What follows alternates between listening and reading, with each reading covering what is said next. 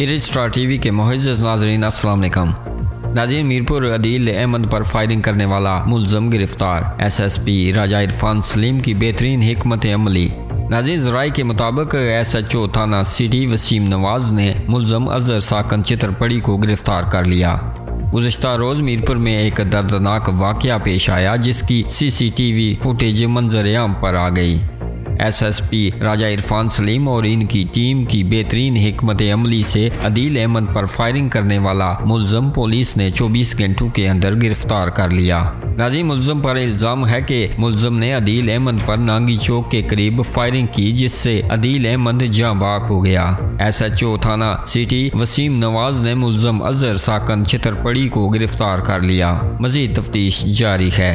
नाज़रीन, इस खबर के हवाले से आप अपनी राय का इजहार कमेंट बॉक्स में ज़रूर कीजिएगा और मज़ीद खबरों और अपडेट्स के लिए हमारे चैनल को सब्सक्राइब कीजिएगा।